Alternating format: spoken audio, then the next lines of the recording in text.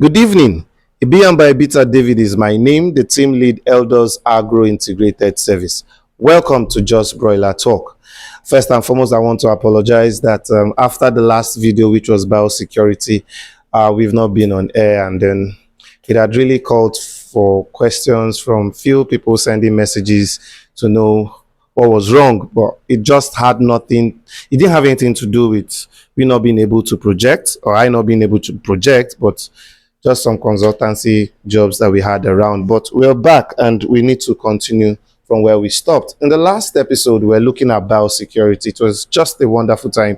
So many calls, so many feedbacks that we got from it. And so we're moving on to look at a wonderful topic, which we'll just have for some few minutes. Yes, farm cleaning, disinfecting, and simple tools needed in the farm. Yeah, good. The rainy season has already begun, depending on where you are, and then this is also going to be a problem. We're going to look at how brooding in rainy season will look like, but let's just go on. So, farm cleaning. We all know farm cleaning is how to clean the farm. So it's not like as if we want to say anything different. It's just how to clean the farm in such a way that it will look clean, good. So, but proper farm cleaning and disinfecting of a poultry farm is one of the most important ways to prevent diseases such as the popular one, Newcastle, coccidiosis, avian influenza, that's bird flu, coryza, and a whole lot of you. It's the best and safest method. It's cleaning first and disinfecting later. I kind of scribbled some few things. One thing I should let people know is that there are farmers who just want to disinfect and feel that that's the best. No, you can't disinfect on a dirty environment. So first and foremost, you need to properly clean your farm. Please, I'm saying it again, properly clean your farm. And to me, I do that in various ways. There's this dry cleaning aspect and wet cleaning and all that. People have their own ways, but I'm just going to, in a nutshell, tell you how I do mine. Especially, I learned through Mommy Bilai. Yes, a wonderful lady. She's known as Mommy Bilai on WhatsApp. And then on TikTok, if you want to search, you say Gamzaki. Gamzaki. Yes, Gam Zaki, Zaki. So if you check that on TikTok, you will see her, and she's doing a lot of good works there. One of our sessions is the live video, and that's right. That's very, very educative and informative. Thank you, ma. I know you're listening to this, but God bless you. You really helped me in this particular topic I want to share: proper cleaning in the farm and disinfecting. So, what do I do when it has to do with this? So, successfully, I have finished selling my beds off. But the next thing I do for me as a person, what I do is I fumigate the farm. So that anything that wants to die, let it die first. And after doing that, I scrape everything out. The remaining litter, the waste, I scrape, I dust everywhere with the brooms, I bring everything down, dusting. Dusting is very important. And after doing that, I sweep. That's dry cleaning. And after that is done, I now wash. After washing with detergents and everything, and now rinse. But when I got in contact with Gamzaki, she actually told me politely, she told me I was just distributing gems from left to right. If she's listening to this, she can remember that conversation we had. And simply to my understanding of it, I didn't even get sad about what she was saying, because over the years I've been doing it, and that thing farmers will say, that's what works for me. Leave that thing, will be coming down. There are some things that don't work for you. It's just that you've not noticed what is piling up. So when I noticed some few things, I tried her method. What was her method? She said, I like the fact that you fumigate your farm after you've read your beds and you've sold them out. That's good. I like the fact you said that you scrape, you do the dry cleaning aspect, you dust everywhere. I like the fact that you wash, but there's no contact time. And I was like, okay, what's the contact time? She was like, okay, fine. This is what I mean by contact time.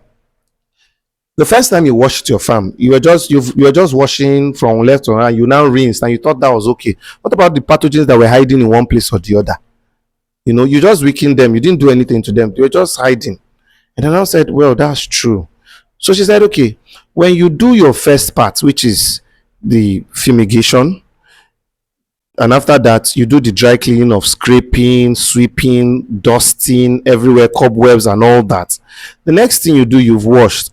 After washing, let there be a second wash. Now, what's in that second wash? She said I should get this so clean detergent, the one that is written so clean. And then I should get the hypo bleach, She said 200 grams of so clean in 20 liters of 20 liters of water, and then that hypo, let it be 500 ml of it in that same water.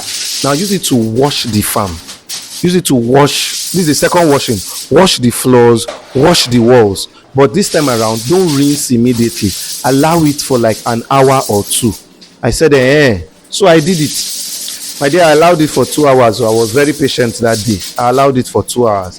And then after 2 hours, I now rinsed. You know that fresh scent you get from washing a place or doing something well, that fresh scent, that was what hit my nostrils. Man, I knew that I had done something well. And then the next thing she said was, now it's time for fumigation. I said, yes, I'm going. He said, no, not that first fumigation you did. This time around, you're going to use formalin, what we call formaldehyde.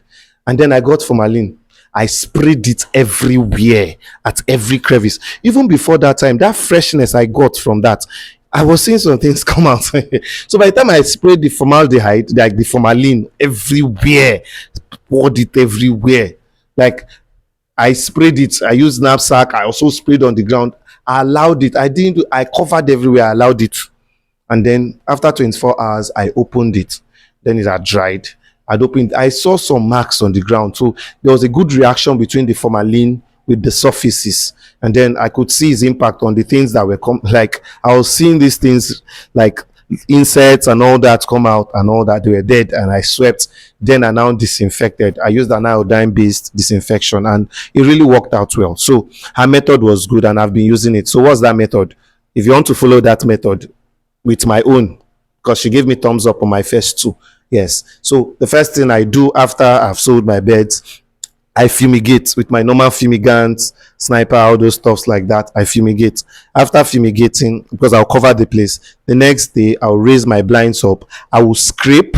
I will dust cobwebs. That's the dry cleaning, sweep out everything. And then I would wash the pen. That's the first wash.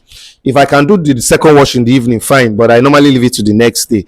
The next day, I would now do the contact wash, which is 500, depending on your farm size anyway. So the more, if your farm is bigger, then you can increase it. So it's 200 grams of clean to 20 liters of water, and then 500 mils of the hypo bleach, and then you use it to wash the farm, and then allow the farm for at least 1 or 2 hours. After that, you rinse. Then once you've done that, you now allow it to dry, and after drying in the evening, you can use the formalin, yes, the formaldehyde, on the whole place. Pour it, just let it splatter on the walls everywhere. If you want to use the knapsack, let it be a deep spraying, but you have to do it fast. Formalin has a way of affecting, for those of us who react to it.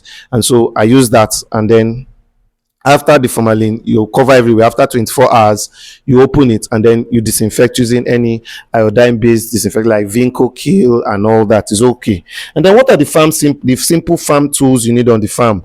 Broom, shovel, packer, scrubbing brush, broomstick, yes, and sponge. Yes, there are videos that you'll be seeing as I've been talking like this.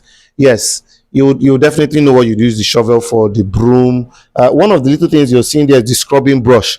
The big one is for the floor, but the other smaller one, you'll see it in one of the videos. Yeah, either I've put it here or there. Well, but it's there. You see me using it to wash the drinkers. Yes, your drinkers need to be washed with a scrubbing brush, because if you leave it like that, you start from slimy things like that, on the drinkers. And then I use the broomstick for that inlet that water comes out when you turn.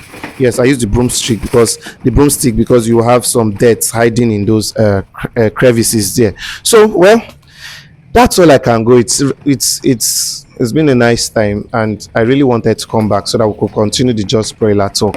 And in the next topic, we'll be looking at places where money hides in poultry farming. I am actually adapting this topic from a particular one I heard. Yes, I would introduce the person when that time comes or in the next video. So thank you. I hope you use this method. Yes, I hope you use this method. But you can DM me, Sha. You can DM me. Yes, my WhatsApp number will be displayed on the screen. You can DM me and I can, put you through on how you can successfully disinfect. Because ever since I did that, I'll put my beds. Yeah, ever since I did that, coccidiosis and the rest, at least I've brought that to a very good level. Thank you for being with me. It's good to be back on Just Broiler Talk. I'll see you next week. And remember, Ibiam by Bita is the name. Team lead, Elders Agro Integrated Services. For now, and from my farm to yours, bye.